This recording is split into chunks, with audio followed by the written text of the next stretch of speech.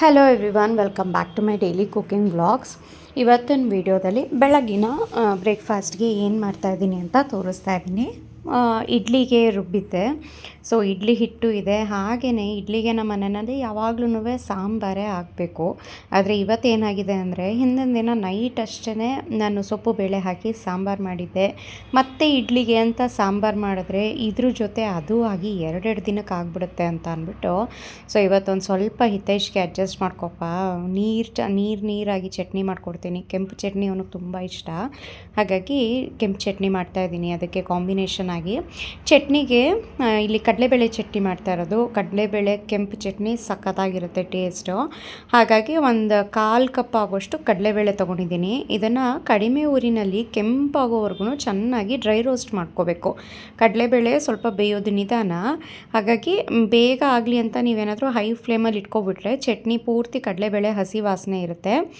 ಹಾಗಾಗಿ ಲೋ ಫ್ಲೇಮ್ನಲ್ಲೇ ಚೆನ್ನಾಗಿ ಇದನ್ನು ಡ್ರೈ ರೋಸ್ಟ್ ಮಾಡ್ಕೋಬೇಕು. ನೋಡಿ, ಈ ರೀತಿ ಬಣ್ಣ ಬದಲಾಗಬೇಕು.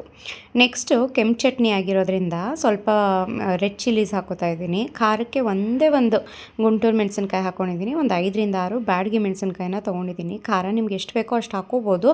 ಅದನ್ನು ಸ್ವಲ್ಪ ಡ್ರೈ ರೋಸ್ಟ್ ಮಾಡಿ ಕಡಲೆಬೇಳೆ ಜೊತೆಗೆ ಮಿಕ್ಸ್ ಮಾಡಿ ಇದಕ್ಕೆ ಒಂದು 3ರಿಂದ 4 ಇಸ್ಲಾಗುವಷ್ಟು ಬೆಳ್ಳುಳ್ಳಿ, ಒಂದು 1/4 ಚಮಚ ಆಗುವಷ್ಟು ಜೀರಿಗೆ, ಒಂದು ಸಣ್ಣ ಗೋಲಿ ಗಾತ್ರ ಆಗುವಷ್ಟು ಹುಣಸೆ ಹಣ್ಣು, ಮತ್ತು ಒಂದು 1/4ರಿಂದ ಅರ್ಧ ಕಪ್ ಆಗುವಷ್ಟು ಹಸಿ ತೆಂಗಿನಕಾಯಿ ತುರಿ, 1 ಟೇಬಲ್ ಸ್ಪೂನ್ ಆಗುವಷ್ಟು ಹುರುಗಡಲೆ, ರುಚಿಗೆ ತಕ್ಕಷ್ಟು ಉಪ್ಪು.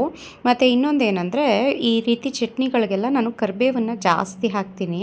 ಸಾಮಾನ್ಯ ಒಗ್ಗರಣೆಗೆ ಹಾಕ್ಬಿಟ್ರೆ ಕರಿಬೇವೆಲ್ಲ ಸೈಡಲ್ಲಿ ಹಾಗೆ ಇಟ್ಬಿಡ್ತಾರೆ. ಚಟ್ನಿಗೆ ಕೊತ್ತಂಬರಿ ಸೊಪ್ಪನ್ನು ಬದಲಾಗಿ ಕರಿಬೇವನ್ನೇ ಜಾಸ್ತಿ ಹಾಕಿದ್ರೆ ಈ ರೀತಿ ಹೇಗಿದ್ರೂ ರುಬ್ಬಿಡ್ತೀವಿ ಅಲ್ವಾ. ಸೊ ಕರಿಬೇವನ್ನು ಏನೋ ಅದರಲ್ಲಿರೋ ಅಂಥ ಹೆಲ್ದಿ ಐಟಮ್ಸ್, ಹೆಲ್ದಿ ಪೋಷಕಾಂಶಗಳು ಏನಿರುತ್ತೆ ಅದೆಲ್ಲ ದೇಹಕ್ಕೆ ಸೇರುತ್ತೆ ಅಂತ ಅಂದ್ಬಿಟ್ಟು ನಾನು ಕರಿಬೇವನ್ನು ಜಾಸ್ತಿ ಹಾಕ್ತೀನಿ. ಅವಷ್ಟನ್ನು ಇವಾಗ ನೀರನ್ನ ಸೇರಿಸಿ ನುಣ್ಣದಾಗಿ ರುಬ್ಬಿ ಇಟ್ಕೊಂಡಿದ್ದೀನಿ. ನಿಮಗೆ ನೀರು ಅಡ್ಜಸ್ಟ್ ಮಾಡ್ಕೋಬೋದು. ನಾನು ಮೊದಲೇ ಹೇಳಿದಾಗೆ ಇಡ್ಲಿಗೆ ಮಾಡ್ತಾ ಇರೋದ್ರಿಂದ ಸ್ವಲ್ಪ ತೆಳುವಾಗಿ ಮಾಡ್ಕೊಂಡಿದ್ದೀನಿ ನಾನು. ನೀವು ಬೇಕಾದ್ರೆ ಗಟ್ಟಿ ಚಟ್ನಿ ಸಹ ಮಾಡ್ಕೋಬೋದು. ಜೊತೆಗೆ ಮೇಲೆ ಒಂದು ಸಾಸಿವೆ ಒಗ್ಗರಣೆ ಹಾಕ್ಬಿಟ್ರೆ ಸಖತ್ತಾಗಿರುತ್ತೆ ಟೇಸ್ಟು. ಸೊ ನೋಡಿ, ಇಲ್ಲಿ ಈ ಪಾತ್ರೆ ತುಂಬ ಮಾಡಿದ್ದೆ ಚಟ್ನಿ. ನಾನು ತಿನ್ನೋ ಅಷ್ಟರಲ್ಲಿ ಅದ್ರ 1/4 ಭಾಗ ಆಗೋಷ್ಟು ಆಗೋಗಿದೆ ಅಷ್ಟೇ. ಏಕೆಂದರೆ ಬೆಳಗ್ಗೆ ಹಿತೈಷಿಗೆ ಬಾಕ್ಸಿಗೆ ಹಾಕಬೇಕು, ಪ್ರದೀಪ್ಗೆ ಬಾಕ್ಸಿಗೆ ಹಾಕಬೇಕು, ಆಮೇಲೆ ಅವರಿಬ್ರಿಗೂ ತಿಂಡಿ ಆಗಬೇಕು, ಆಮೇಲೆ ನಾನು ತಿನ್ನೋ ಅಷ್ಟರಲ್ಲಿ ಇಷ್ಟು ಖಾಲಿ ಆಗಿರುತ್ತೆ. ಆ್ಯಂಡ್ ಇಡ್ಲಿ ಆಗಿರೋದ್ರಿಂದ ಸ್ವಲ್ಪ ಜಾಸ್ತಿನೇ ಹಾಕೋತೀವಿ ನಾವು. ಚಟ್ನಿ ನೆಂಚ್ಕೊಂಡು ತಿನ್ನೋದು ಇಡ್ಲಿಗೆ, ಚಪಾತಿಗೆ ಅದಕ್ಕೆಲ್ಲ ಆದರೆ ಸ್ವಲ್ಪ ಆದರೆ ಸಾಕು, ದೋಸೆಗೆ ಎಲ್ಲ.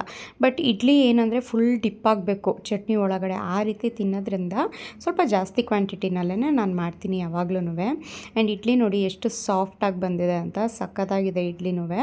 ಸೊ ಈ ಚಟ್ನಿ ರೆಸಿಪಿ ನಿಮಗೆ ಇಷ್ಟ ಆಯಿತು ಅಂತ ಅಂದ್ಕೊಂಡಿದ್ದೀನಿ. ಸಾಮಾನ್ಯ ನಮಗೆ ಇಡ್ಲಿಗೆ ಗ್ರೀನ್ ಚಟ್ನಿಗಿಂತ ಈ ರೀತಿ ಕೆಂಪು ಚಟ್ನಿ ಇಷ್ಟ ಆಗುತ್ತೆ. ಹಾಗಾಗಿ ನಾನು ಯಾವಾಗಲೂ ಕೆಂಪು ಚಟ್ನಿನೇ ಮಾಡೋದು. ಆಮೇಲೆ ನೀರಾಗೇ ಇರಬೇಕು ನಮಗೆ. ಸೊ ತುಂಬ ಚೆನ್ನಾಗಿತ್ತು. ಇಡ್ಲಿ ಜೊತೆ ಸಾಂಬಾರು ಇಲ್ಲ ಅಂತ ಅಂದಾಗ, ಮಾಡೋಕ್ಕಾಗಲ್ಲ ಅಂತ ಅಂದಾಗ ನಾನು ಈ ರೀತಿ ಕೆಂಪು ಚಟ್ನಿನ ಮಾಡ್ಕೊಂಬಿಡ್ತೀನಿ. ತಿಂಡಿ ಆದಮೇಲೆ ಸ್ವಲ್ಪ ಹೊತ್ತು ರೆಸ್ಟ್ ಮಾಡಿ ಅವತ್ತಿನ ದಿನದ್ದು ಏನೇನು ಆರ್ಡರ್ಸ್ ಇದೆ ಅದನ್ನೆಲ್ಲ ಪ್ಯಾಕ್ ಮಾಡ್ತಾಯಿದ್ದೀನಿ. ಆ್ಯಂಡ್ ಸುಮಾರು ಜನ ನೀವು ಮಲ್ಟಿಗ್ರೇನ್ ಆಟಾಗೆ ಏನೇನು ಮಿಕ್ಸ್ ಮಾಡ್ತೀರಾ ಅಂತ ಕೇಳ್ತೀರಾ. ಇಲ್ಲಿ ನೋಡ್ಬೋದು ನೀವು, ಗೋಧಿ ಜೊತೆಗೆ ರಾಗಿ, ಬಾಜ್ರಾ, ಸೋಯಾಬೀನು, ಮತ್ತು ಮೆಕ್ಕೆಜೋಳ, ಬಿಳಿ ಜೋಳ, ಕಡಲೆಕಾಳು, ಹೆಸರು ಕಾಳು, ಹಾಗೆಯೇ ಮೆಂತ್ಯ, ಇವಿಷ್ಟನ್ನು ನಾನು ಒಂದು ಸ್ವಲ್ಪ ರೇಷಿಯೋದಲ್ಲಿ ಹಾಕಿ ಈ ಮಲ್ಟಿಗ್ರೇನ್ ಆಟ ರೆಡಿಯಾಗಿರುತ್ತೆ. ಆ್ಯಂಡ್ ಒಬ್ಬೊಬ್ಬರು ಇದನ್ನು 3 to 4 kg 5 kg ಆಗೋಷ್ಟು ಆರ್ಡರ್ ಮಾಡ್ಕೋತಾ ಇದ್ದೀರಾ. ಆ್ಯಂಡ್ ಚಪಾತಿ ಅಷ್ಟೇ ಚೆನ್ನಾಗಿ ಹೆಲ್ದಿಯಾಗಿರುತ್ತೆ. ಬರೀ ಗೋಧಿಗೆ ನಿಮಗೆ ಶುಗರ್ ಇದ್ದವರು ಜಾಸ್ತಿ ಆಗಿಬಿಡುತ್ತೆ ಚಪಾತಿ ತಿಂದ್ರೂ ಅಂತ ಎಲ್ಲ ಇರುತ್ತೆ. ಸೊ ಈ ರೀತಿ ಎಲ್ಲ ಕಾಳುಗಳು ಮತ್ತು ಮೊಳಕೆ ಬರೆಸಿರೋವಂಥ ರಾಗಿ ಎಲ್ಲ ಮಿಕ್ಸ್ ಆಗಿರೋದ್ರಿಂದ ನಿಮಗೆ ಸಡನ್ ಶುಗರ್ ಸ್ಪೈಕ್ ಆಗೋಲ್ಲ ಬ್ಲಡ್ಡಲ್ಲಿ. ಆ್ಯಂಡ್ ಇದು ತುಂಬ ಫೈಬರ್ ರಿಚ್ ಇರುತ್ತೆ. ಯಾಕೆಂದರೆ ಸೋಯಾಬೀನು, ಕಡಲೆಕಾಳು ಅವೆಲ್ಲ ಹಾಕಿರೋದ್ರಿಂದ ಫೈಬರ್ ರಿಚ್ಚು ಇರುತ್ತೆ, ಹಾಗೆಯೇ ಪ್ರೋಟೀನ್ ರಿಚ್ಚೂ ಇರುತ್ತೆ. ಸೊ 1-2 ಚಪಾತಿ ತಿಂದರೆ ಸಾಕು, ನಿಮಗೆ ಫಿಲ್ ಅಂತ ಅನಿಸುತ್ತೆ, ಹೊಟ್ಟೆ ಫುಲ್ಲು. ಆ್ಯಂಡ್ ತುಂಬ ಆರೋಗ್ಯಕ್ಕೆ ಒಳ್ಳೆಯದು. ಆ್ಯಂಡ್ ಇಲ್ಲಿ ನೋಡ್ತಾ ಇರ್ಬೋದು, ಇದೆಲ್ಲ ಲಡ್ಡುಗೆ ಬಂದಿರೋಂಥ ಡೇಟ್ಸ್ ಆ್ಯಂಡ್ ನಟ್ಸ್ ಲಡ್ಡುಗೆ ಬಂದಿರೋಂಥ ಆರ್ಡರ್ಸು 1/4 kg ಅರ್ಧ kg ಆಗೋಷ್ಟು. ಆ್ಯಂಡ್ ಇವತ್ತಿಗೂ ಸಹ ಸುಮಾರು ಒಂದು 3 kg ಆಗೋಷ್ಟು ಆರ್ಡರ್ ಬಂದಿದೆ. ಆ್ಯಂಡ್ ಡೈಲಿ ಫ್ರೆಶ್ ಆಗೇ ಪ್ರಿಪೇರ್ ಮಾಡ್ತೀನಿ ನಾನು. ಡೈಲಿ ಬರುತ್ತೆ ಅಂತ ಅಂದ್ಬಿಟ್ಟು ಒಂದು 5-10 kg ಮಾಡಿ ಇಟ್ಕೊಳ್ಳೋಕ್ಕೂ ಆಗೋಲ್ಲ. ಏಕೆಂದರೆ ಮನೇಲೇ ಮಾಡೋದ್ರಿಂದ ಎಲ್ಲನೂ ಸ್ಮಾಲ್ ಬ್ಯಾಚಸಲ್ಲೇ ಮಾಡ್ಕೋಬೇಕು. And dates and nuts laddu taste ನೋಡಿದವರೆಲ್ಲ 1 ವಂಡರ್ಫುಲ್ ಆಗಿದೆ, ತುಂಬಾ ಚೆನ್ನಾಗಿದೆ ಮ್ಯಾಮ್ ಅಂತ 1/4 kg ಆರ್ಡರ್ ತೊಗೊಂಡವರು ಮತ್ತೆ ನನ್ನ ಹತ್ರ 1 kgಗೆ ಮತ್ತು ಅರ್ಧ kgಗೆ ಆರ್ಡರ್ ಕೊಡ್ತಾಯಿದ್ದೀರಾ. ನಮ್ಮ ಮನೆಯಲ್ಲಿ ಮಕ್ಕಳು ಡ್ರೈ ನಟ್ಸ್ ಈ ರೀತಿ ಕೊಟ್ಟರೆ ತಿನ್ನೋದೇ ಇಲ್ಲ ಮೇಡಮ್. ಆದರೆ ನಿಮ್ಮ ಹತ್ರ ತರಿಸಿರೋ ಅಂಥ ಡೇಟ್ಸ್ ಆ್ಯಂಡ್ ನಟ್ಸ್ ಲಡ್ಡು 3 4 ಕೇಳಿ ಇಸ್ಕೊಂಡು ತಿಂತಾರೆ ಅಂತ ನನಗೆ ರಿವ್ಯೂಸ್ ಹಾಕ್ತೀರಾ. ಆ್ಯಂಡ್ ಅಷ್ಟೇ ಚೆನ್ನಾಗಿದೆ. ಇದರಲ್ಲಿ ಅರೌಂಡ್ 15 ವೆರೈಟೀಸ್ ನಾನು ಮಿಕ್ಸ್ ಮಾಡೋದು. ಬಾದಾಮಿ, ಗೋಡಂಬಿ, ವಾಲ್ನಟ್ಸು ಮತ್ತು sunflower seeds, pumpkin seeds, flax seeds, white sesame seeds, ಗಸಗಸೆ ಇವೆಲ್ಲವೂ ಸಹ ಇರುತ್ತೆ. ಒಂದು ಲಡ್ಡು ತಿಂದರೆ ಸಾಕು, ಹೊಟ್ಟೆನೂ ತುಂಬ್ದಂಗೆ ಅನಿಸುತ್ತೆ ನಿಮಗೆ. ಆ್ಯಂಡ್ ಇನ್ಸ್ಟೆಂಟ್ ಎನರ್ಜಿ ಸಿಗುತ್ತೆ. ಆ್ಯಂಡ್ ಇದೆಲ್ಲ ರಿವ್ಯೂಸು ಡೇಟ್ಸ್ ಆ್ಯಂಡ್ ನಟ್ಸ್ ಲಡ್ಡುಗೆ ಮತ್ತು ಮಿಕ್ಕಿದ ಪ್ರಾಡಕ್ಟ್ಸ್ಗೆ ಬಂದಿರೋವಂಥದ್ದು.